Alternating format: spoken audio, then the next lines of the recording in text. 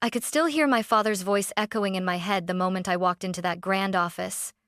"You'll get nothing from your grandfather's will, Emily. Nothing." He said it with such certainty, such cruel delight, that for a second I almost believed him. My father had always looked at me as the family's weakest link, the daughter born only to be overlooked, while my brother Jason carried the torch of his pride. As I sat down at the long mahogany table, surrounded by greedy relatives and hungry eyes, I clutched my grandfather's pearl bracelet, his last gift to me, like a lifeline. My heart pounded against my ribs as the lawyer adjusted his glasses, scanning the pages. My father leaned back in his chair, smirking. Jason smirked too. And then, the lawyer looked up, met my eyes and smiled. In that moment, I knew everything was about to change. "My name is Emily Carter, and if you ask my father, Richard, he'll tell you I was born to disappoint him.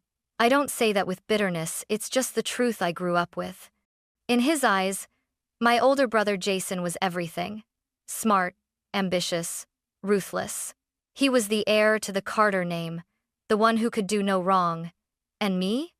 I was the daughter, the afterthought, the child who was supposed to stay quiet, marry someone respectable, and vanish into the background. I remember one evening at dinner, Jason had just come home with a glowing report card, another perfect A in economics. Dad lifted his glass of wine, beaming. "Jason is the future of this family," he declared proudly, raising his glass like a toast. Then his eyes flicked to me, and his tone sharpened. "And you, Emily, should focus on finding a husband rich enough to tolerate you." The table went silent. My mother, Melissa, gave me the smallest glance of pity, but she didn't say a word. She never did. Jason chuckled under his breath, enjoying the moment. I stared down at my plate, cheeks burning, promising myself I wouldn't cry where they could see. But not everyone in the Carter family saw me as useless. My grandfather, William Carter, was different. With his billion-dollar empire and stern presence, he could have been intimidating, but to me, he was warmth. He'd sneak me out of the mansion to get ice cream, sit me on the hood of his old Cadillac, and talk to me like I mattered. "You're my fighter, Emily," he'd say, tapping my chin with his finger. "Jason may have the charm, but you," he'd smile, eyes twinkling, "you've got grit." Those moments kept me alive. When Dad's scorn cut too deep, I clung to Grandpa's words like lifelines. And then he died. At the funeral, Jason stood tall beside Dad, the perfect son comforting the grieving patriarch. I lingered at the edge of the crowd, clutching Grandpa's pearl bracelet, my last gift from him. When I approached the casket, Dad leaned close and whispered in my ear, venom in his tone. "Don't expect a penny from him, Emily. You'll walk away empty-handed, just like you deserve." The words carved into me like ice. But deep down, I held on to one fragile hope, that Grandpa hadn't forgotten me. That somewhere in his $7 billion will, he had left me more than scraps. Little did I know, he had left me everything. The day of the will reading arrived cloaked in tension. The law firm was one of those towering buildings downtown, all marble floors and polished brass, the kind of place that smelled of power and money. As I stepped into the conference room, the air felt thick, heavy with expectation. Relatives I hadn't seen in years filled the room, whispering in corners, their eyes darting like hawks circling prey. Aunts in pearls, cousins in tailored suits, all of them pretending to mourn while secretly calculating what they'd walk away with. Jason was already there. He leaned against the wall, perfectly groomed, his expensive suit hugging his broad shoulders. When he saw me, his lips curled into that smug half-smile I'd grown to hate. "You actually showed up," he murmured as I passed. "Of course," I replied, forcing my voice not to waver. He leaned closer, his breath hot against my ear. "Prepare to be humiliated." I clenched my jaw and kept walking. At the head of the long mahogany table sat my father, Richard Carter, patriarch, king. He didn't rise when I entered, didn't even smile. Instead, he tilted his head slightly, studying me like I was an unwelcome guest. "Emily," he said smoothly, his voice carrying just enough disdain to slice through me. "I almost told them not to expect you." I met his stare. my heart hammering. I wouldn't miss this for the world. A ripple of whispers swept across the room. Some relatives smirked, others raised their brows, surprised at my boldness. I sank into my chair, clutching Grandpa's bracelet so tightly my knuckles whitened. Then the door opened, and everything went still. Attorney Daniel Foster entered, his presence quiet but commanding. He was tall, with sharp eyes behind silver-rimmed glasses, and he carried the weight of authority like a second skin. He set a thick folder on the table, adjusting his tie before he spoke. "Ladies and gentlemen, thank you for being here. We are gathered to read the last will and testament of William Carter." The room hushed. Even the ticking of the grandfather clock in the corner sounded deafening. Jason sat straighter, clearly eager. Dad leaned back in his chair, his smirk already carved into his face. Daniel opened the folder, flipping to the first page. His voice rang steady and formal. "To my beloved grandson, Jason Carter. I leave the Carter penthouse on 5th Avenue, with all furnishings included, and a cash inheritance of $20 million. Gasps echoed. Jason's smile spread, smug and victorious. He turned his head slightly, mouthing the words, "Told you so." My stomach twisted, but I forced myself to sit tall, to keep my face unreadable. I had been invisible for so long. I refused to let him see fear now. Daniel's hand moved to the next page. His eyes lifted, meeting mine, and he smiled. In that single moment, my father's smirk faltered, and my pulse thundered in my ears. Daniel cleared his throat, the crisp sound slicing through the heavy silence like a blade. He adjusted his glasses and let his gaze travel slowly across the room, as though savoring the anticipation. When his eyes finally landed on me, I felt my chest tighten. Then, unmistakably, he smiled. His voice carried steady authority. "To my granddaughter, Emily Carter, I leave controlling interest in Carter Global Enterprises, along with all subsidiary companies, real estate holdings, and assets valued at approximately $5 billion. The room exploded. Chairs scraped, voices rose, gasps filled the air like gunfire. Jason's smug expression shattered, his mouth dropping open as if he'd been punched. My father bolted upright, his chair crashing against the wall. "What?" Dad bellowed, his voice so sharp it seemed to rattle the windows. "This is outrageous. There must be some mistake." Daniel didn't flinch. "There is no mistake, Mr. Carter. These were William Carter's explicit instructions." Jason slammed his fist on the table, making the water glasses jump. "She's not capable, she's weak, naive. She'll destroy everything Grandpa built." I sat frozen, my pulse hammering in my ears. For a heartbeat, their voices blurred, their fury almost drowning me. But then I looked down at the bracelet circling my wrist, the small pearls gleaming softly, and I remembered Grandpa's words. "You're my fighter, Emily." I raised my head. My voice trembled, but I forced it through the storm. "Funny, Jason. Grandpa didn't think so." The whispers spread like wildfire. Some relatives covered their mouths. Others leaned closer, hungry for the drama. My father pointed a shaking finger at Daniel. "She manipulated him. She must have gotten to him when he was sick, when he wasn't thinking clearly." Daniel calmly folded the page. "Mr. Carter underwent a full psychiatric evaluation prior to signing. He was of sound mind. These wishes are valid under the law." Dad's face turned crimson, veins bulging at his temples. Jason shook his head violently, muttering curses under his breath. And me? I sat straighter. For years I had been the shadow, the overlooked daughter, the one they ridiculed. But in one sentence, everything had shifted. I felt the weight of Grandpa's decision pressing down on me, not just wealth, but trust, responsibility. I met my father's glare across the table and, for the first time in my life, I didn't look away. The silence after Daniel's words was short-lived. My father's hands slammed onto the table with such force that every glass rattled. His eyes, hard as steel, locked on me like I was an enemy soldier across a battlefield. "Emily will destroy everything," he thundered. His voice reverberated through the paneled walls.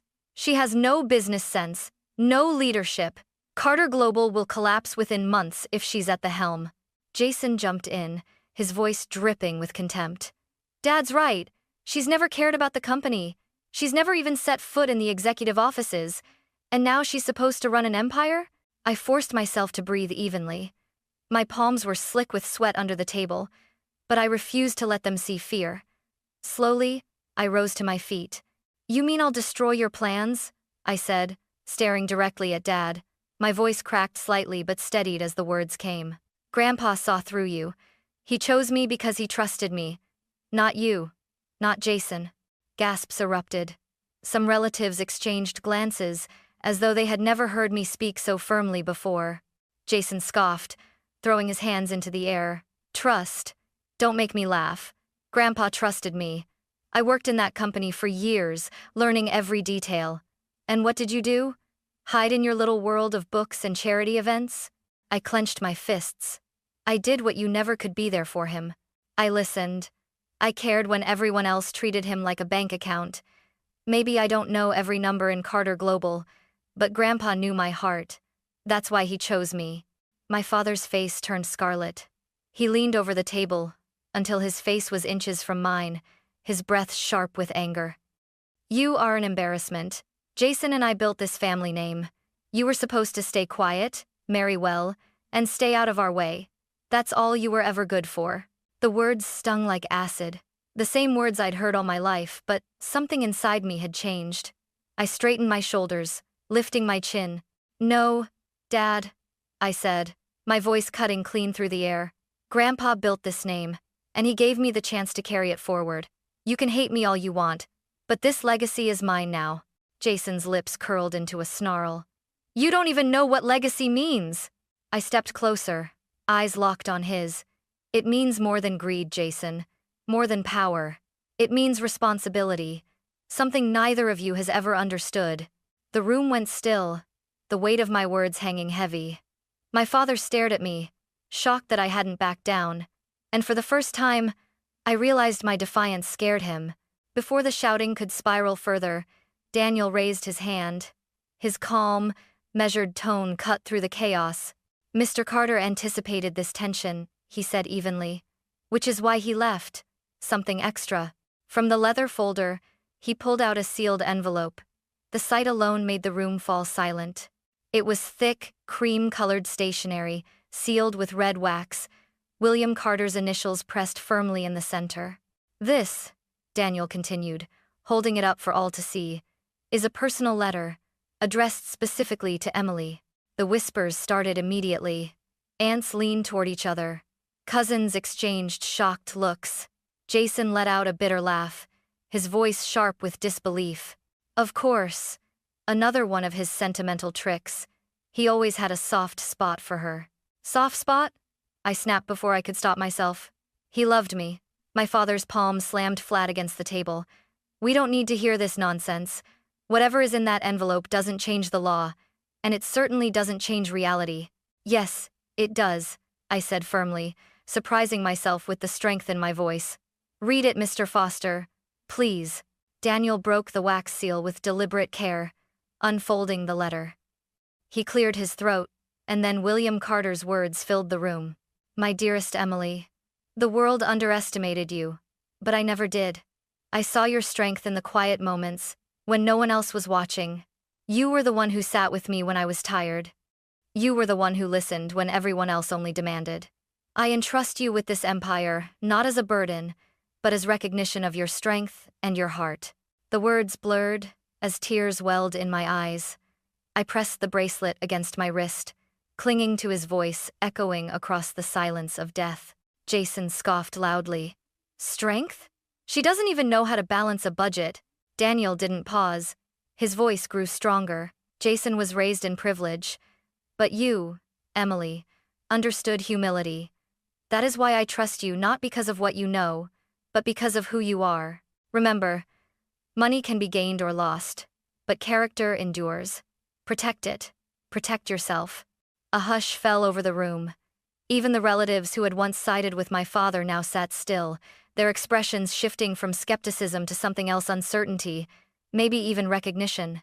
My father's jaw clenched, fury simmering behind his eyes. "He was delusional," he muttered, "manipulated."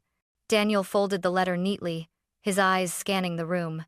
Mr. Carter wrote this 6 months before his passing, when he was in good health, fully aware of his decisions.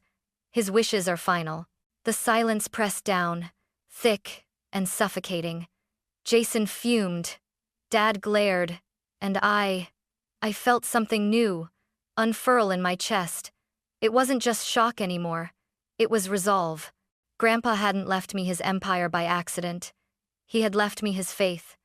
And that faith, heavier than any fortune, was mine to carry.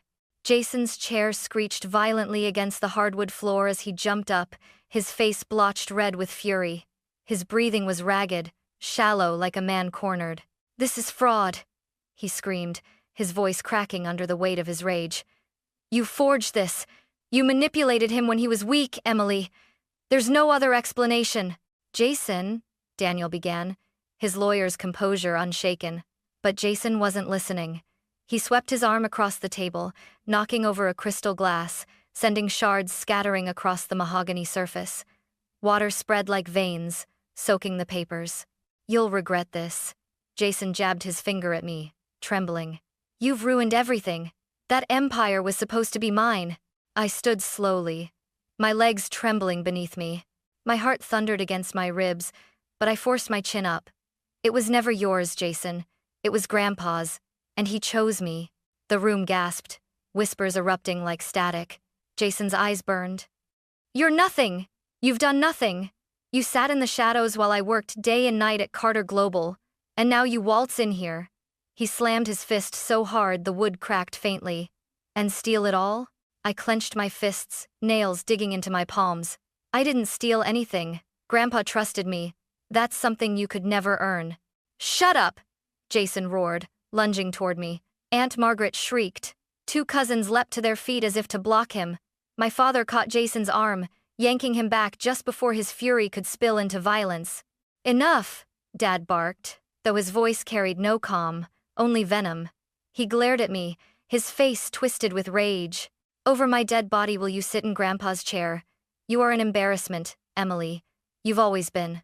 The words sliced deep, familiar wounds reopening.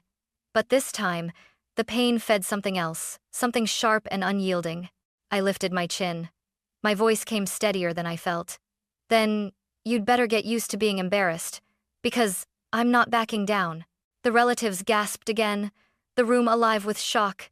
Never in my life had I spoken back to him this way. Dad's hand trembled as he pointed at me. "You are weak, soft. This family needs power, not pity. Jason has the drive, the ambition, and the greed." I cut in. "He has your arrogance, your cruelty. That's why Grandpa bypassed him." Jason's face contorted like a man possessed. "Say that again." I stared him down. "Grandpa knew you only wanted control, not responsibility. And Dad? He knew you'd twist his empire into a weapon, the same way you twist your words. That's why he chose me." The room had become a storm. Voices colliding, relatives muttering, some siding with me, some shaking their heads in disbelief. The chandelier above seemed to tremble with the tension. Jason ripped free from Dad's grip, his body trembling with rage. "I'll contest this will. Fraud. Undue influence. I'll drag you through every courtroom in this country until you're bankrupt and disgraced." Daniel's voice cut through like a gavel. "You can try, Jason. But I assure you, your grandfather took every precaution. Psychological evaluations, multiple witnesses, airtight legal review. His wishes are unshakable in court." Jason froze, stunned by Daniel's firmness, but only for a moment. Then his fury turned on me again, hotter than before. "You'll destroy everything, Emily," he spat. "You're not strong enough, you're not smart enough, you're nothing but a mistake." I felt the sting, yes, but this time I stood taller. "I may be all of those things in your eyes, Jason, but in Grandpa's eyes, I was enough." The air shifted. I could see it in their faces, the relatives, the board members present. They weren't sure anymore. For the first time, doubt shadowed Jason's golden boy glow. Dad's voice came low, like poison. "We'll crush you, Emily. Mark my words. You won't last a year." I met his gaze, my pulse steady now. Maybe I'll fall, but I'll fall fighting for what Grandpa believed in, and that's something you never did." For the first time, My father faltered. His lips parted, but no words came. The silence that followed was thick, broken only by Jason's ragged breathing. And in that silence, I realized something monumental. I wasn't just defending myself anymore. I was standing in Grandpa's place, and I was ready for war. The storm left the room shaken. Jason was pacing like a caged animal, his fists still clenched, while my father sat rigid, lips pressed so tight they'd turned pale. The relatives were restless, whispering, their eyes darting between us like spectators at a gladiator match. The glass shards on the table sparkled under the chandelier, a reminder of how close we had come to tearing each other apart. But beneath the chaos, I felt something new taking root inside me. A stillness, a weight, not fear, responsibility. Daniel, ever calm, closed the folder and folded his hands neatly. William Carter's wishes are clear, he said, his voice deliberate, steady. Emily Carter is the majority heir. The board will convene within the month to confirm her controlling stake in Carter Global. Until then, these directives are legally binding. All eyes turned toward me. Dozens of stares pressed down, but for the first time in my life, I didn't shrink. I stood, drawing a breath so deep it steadied the tremor in my chest. This isn't about money, I began, my voice stronger than I expected. It never was. Grandpa didn't choose me because of what I could take. He chose me because of what I could give. Some murmurs rose among the family. Aunt Margaret leaned forward, eyes wide. Even one of Jason's closest allies, our cousin Daniel Jr., seemed uncertain now. Jason sneered, his voice dripping venom. Give? You'll give us ruin. You'll give us shame. I turned toward him. No, I'll give this family what you never could. Integrity. The words hung in the air, heavy and sharp. A hush spread across the room. For a moment, even Jason didn't know how to answer. My father leaned back, exhaling through his nose, a bitter smile tugging at his lips. You think this makes you powerful, Emily? Power destroys people. It destroyed me. It will destroy you. I met his eyes without flinching. Maybe power destroyed you because you used it selfishly. I'll use it differently. Grandpa didn't just hand me a company, he handed me a responsibility, and I won't waste it. For the first time, I caught a flicker in his expression, something that looked almost like hesitation. He quickly masked it, but I'd seen it. The room shifted. A board member cleared his throat. If William trusted her, perhaps we should too. Jason whipped around. You can't be serious. She'll tear everything down. But even his voice cracked with desperation now. The golden boy confidence he'd always worn so easily was crumbling, replaced with something raw, almost childish. I pressed the bracelet against my wrist, grounding myself. Grandpa always told me grit mattered more than charm. That's why he chose me, and that's why I won't let him down. Daniel gave me a small, almost imperceptible nod of approval, as if confirming I was finally stepping into the role I was meant to claim. The whispers quieted. The relatives watching me differently now, not as the overlooked daughter, but as the heir, the successor, the leader. And as Jason muttered curses under his breath and my father glared with cold fury, I realized I wasn't afraid of them anymore. For the first time, I was Emily Carter, William Carter's granddaughter, and this empire, his empire, was mine to protect. The conference room emptied slowly, like a battlefield after the smoke clears. Relatives shuffled out in clusters, their whispers trailing behind them like ghosts. Some glared at me, others looked curious, and a few even gave small nods of acknowledgement, as though they'd finally seen me for the first time. Jason stormed out ahead of them, muttering threats, his fists still clenched at his sides. My father lingered a moment longer. He stood by the door, his shadow long under the chandelier's light, his eyes fixed on me.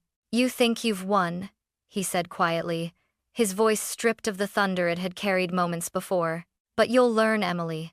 This world doesn't care about heart or integrity. It only respects power. And when that power crushes you, don't say I didn't warn you. I swallowed, forcing myself not to look away. Maybe you're right, Dad. Maybe this will crush me, but at least I'll try to carry it with honor. That's something you forgot how to do a long time ago. For just an instant, his mask slipped. I saw something flicker in his eyes, not softness, but recognition. Then he turned sharply, slamming the door behind him. The sudden quiet was almost overwhelming. The shattered glass on the table glistened like tiny stars under the chandelier, a reminder of the chaos that had just unfolded. My chest ached from the weight of it all, but beneath the exhaustion was something stronger: resolve. Daniel approached, placing the sealed letter back into my hands. "This belongs to you," he said gently. I nodded, clutching it tightly. "Thank you for standing firm today." He adjusted his glasses, offering a small smile. "Don't thank me, Emily. Thank your grandfather. He believed in you more than anyone else." When he left, I stood alone in the vast conference room, staring at the empire that now rested on my shoulders. It felt surreal. Only an hour ago, I had walked in as Richard Carter's overlooked daughter. Now I was William Carter's heir, holding the reins of a $7 billion legacy. I slipped the bracelet higher up my wrist, the pearls cool against my skin.